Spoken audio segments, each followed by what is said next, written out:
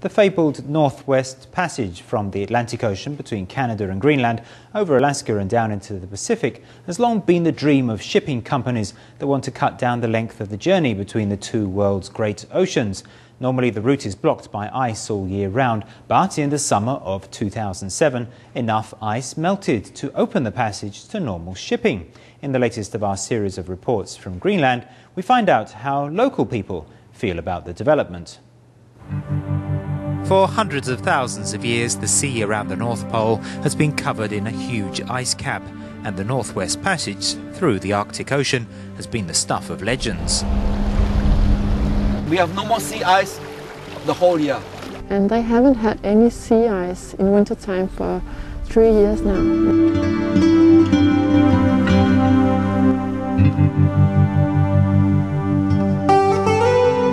At a latitude of 69 degrees north, we are well into the Arctic Circle here at Greenland's third largest town of Ilulissat. Opposite the bay is Disko Island. When the winter comes, the Arctic temperatures freeze the sea, holding the icebergs in place. Every summer, when the temperatures rise again, the sea ice gradually melts.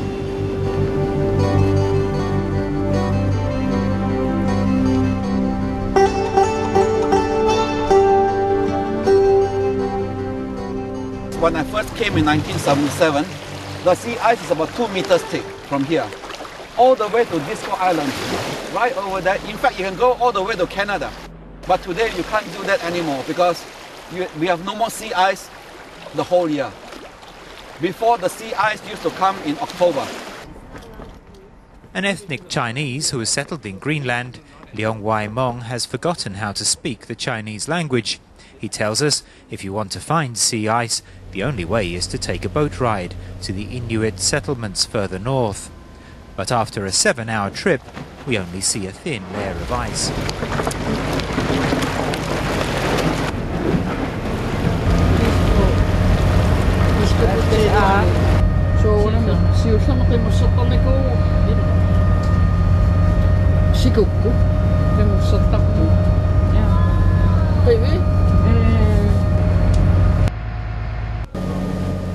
Travelling north along the Greenland coast, boats no longer meet large sheets of ice blocking the way.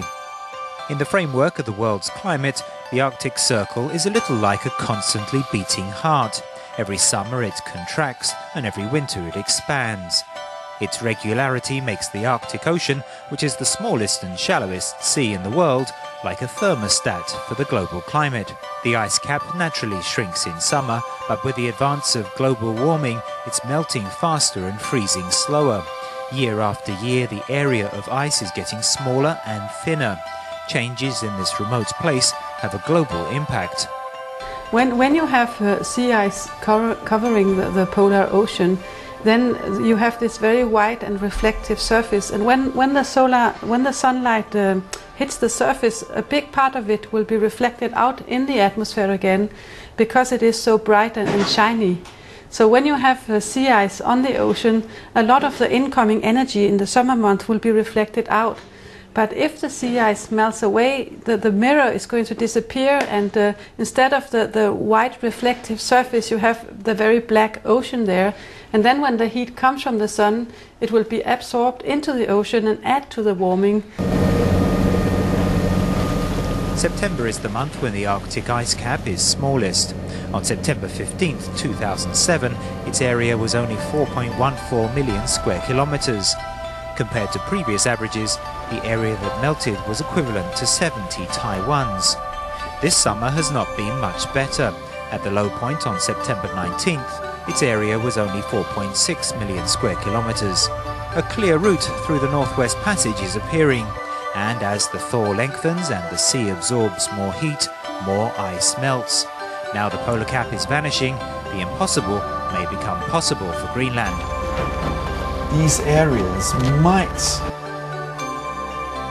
still hide a lot of oil and other minerals and so on and so forth.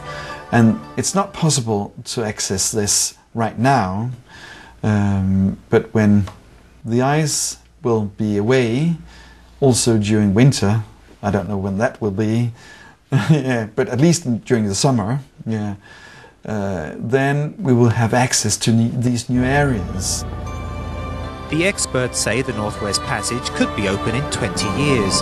Greenland is already exploring a number of new opportunities and at the same time bracing itself for fierce competition over the territorial rights to uncovered resources.